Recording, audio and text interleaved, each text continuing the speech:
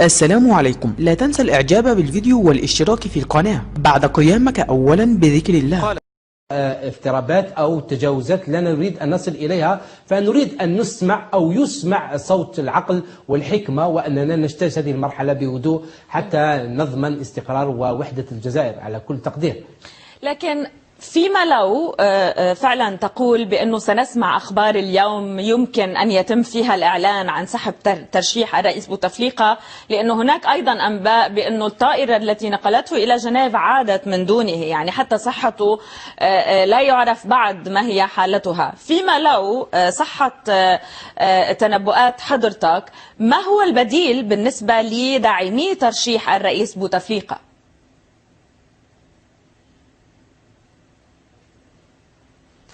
الآن بعد ما سيعلن عن هذا الخبر الذي ينتظره الكثير، هنا مسألة التكهنات أو التنبؤات بما سيحدث. النقطة الأولى من الناحية الدستورية، يعني ما الذي يجعل النظام السياسي يلغي هذه الانتخابات أو على الأقل يؤجلها، لأنه لا يوجد شيء يسمح بتأجيلها إلا الحالات الاستثنائية، الحرب أو شيء من هذا القبيل، ولكن هذا غير وارد.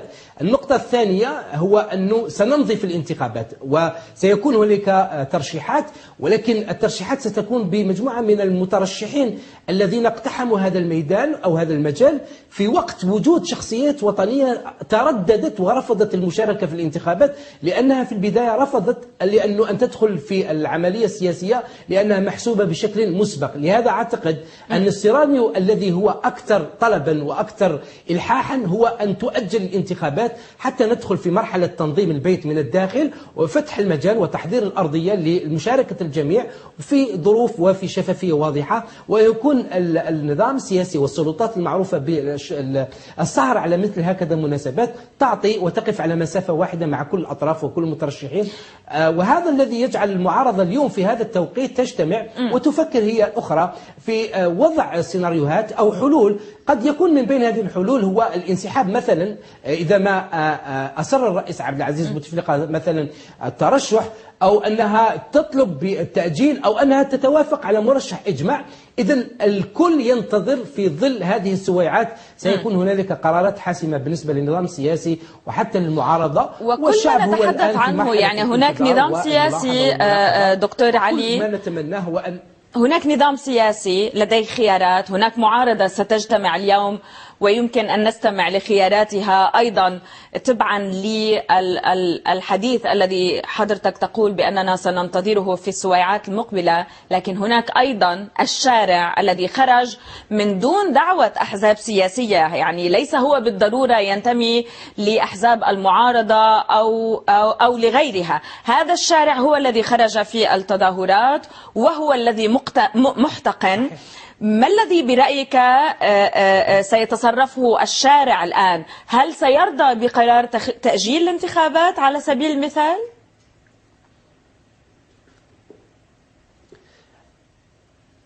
صحيح، وهذا الذي أنا قلته في البداية. الذي صنع التغيير أو الذي أراد التغيير ليست المعارضة، ليست الأحزاب السياسية، بل الشعب الجزائري الذي خرج عن بكرة أبيه إلى الشارع وعبر بشكل واضح وبدون أي ضبابية أنه يريد التغيير ويريد الإصلاحات العميقة ويريد أن يدخل إلى مرحلة جديدة بوجوه جديدة. لهذا أعتقد أنه لا يسمح للمعارضة أو أي حركة أخرى أن تتكلم باسم الشعب. لهذا أعتقد أنه الفيصل في كل ما سيحدث في المستقبل هو سيكون الشعب. إلى غاية الجمعة القادمة سينتظر الشعب هذه الحلول، هذه الاقتراحات، هذه السيناريوهات. إذا كانت في نفس ما أراده هو منذ البداية أكيد أنه سيرجع إلى بيته، ولكن عندما يرى بأن الاحتجاجاته ومطالبه لم يتم الاستجابة معها بشكل واضح سيستمر في الاحتجاج. وأنا هنا أتمنى بأن هنالك صوت العقل هو الذي يتم تغليبه، لأنه الجمعة القادمة إذا أصرت الأطراف على أساس أنه نستمر في هذه الوضعية أتمنى أن نصل إلى هذه المرحلة. لهذا التعويل، كل التعويل على الصوت العاقل والحكمة، على أساس أنه يجب الاستجابة لمطالب الشعب الجزائري وندخل في مرحلة، وهذا أمر طبيعي وكل الدول مرت به، ولكن نتمنى أننا نستخلص الدروس من دول أخرى وأننا نمضي بشكل آمن ومستقر حتى نفرغ المسألة الاحتقان اللي هي في الشارع. شكرا لك. من الجزائر دكتور علي ربيج أستاذ العلوم السياسية. يا سيد كمال زايد المحلل السياسي. سيد كمال، أهلا بك. ما الذي دار اليوم تحديدا، أو كيف تقيمه السلطات على وجه التحديد؟ آلاف خرجوا في العاصمة وفي مدن أخرى عدة، وتحصينات كبيرة حول المقر الرئاسي. كيف تضع أو أين تضع السلطات تظاهرات الجمعة تحديدا في خريطة التظاهرات التي خرجت إلى الآن على الأقل؟ لا أدري كيف تنظر السلطات، هذه هي قضيتها، لكن المظاهرات التي خرجت اليوم هي مظاهرات ضخمة. هناك من يرى أنها أكبر من المظاهرات التي جرت الجمعة الماضي يوم 22 من فبراير الحالي، لكن الماضي عفوا. لكن المظاهرات اليوم كانت مختلفة، لأن الكثير من الشخصيات والرموز انضمت إلى هذه المظاهرة، بالإضافة إلى المواطنين الذين شاركوا بقوة، الذين خرجوا رغم محاولات التضييق عليهم، محاولات تخويفهم، محاولات تهديدهم، لأنهم خرجوا بطريقة حضارية وطريقة سلمية وقالوا لا لترشح رئيس بوتفليقة لولاية خامسة، رغم كما قلت الإجراءات الأمنية المشددة التي اتخذت، محاولات غلق بعض الطرق، محاولات قطع المظاهرات حتى لا تلتحي ببعضها البعض. لكن رغم ذلك الحضور كان قويا، والجزائريون ساروا سواء على مستوى العاصمة أو على مستوى المدن الأخرى للتعبير عن رأيهم وقول كلمتهم بكل حرية. طيب، هو لذلك كان سؤالي لك، كيف رأت السلطات؟ هل صدر لها أي تصريح على حجم هذه التظاهرات؟ لأن طريقة التعامل في البداية كانت تشكيك كبير من رئيس الحكومة مثلا، وتحذير كذلك من مغبة تأثير هذا الخروج على المشهد السياسي في الجزائر بالمجمل. هل ما زالت السلطات في تصريحاتها في ذات النقطة بعد تظاهرات اليوم؟ لحد الآن لا يوجد أي تصريح. حتى نحن كصحفيون نجد صعوبة في الحديث مع المسؤولين أو كل من يمثل وجهة النظر الرسمية. الأغلبية دعني أقول يختبئون، ينتظرون، يترقبون، لا يعرفون إلى أين ستؤول الأمور، وبالتالي ليس من السهل على الأقل حتى الوقت الحالي حتى الآن معرفة كيف ينظرون أو كيف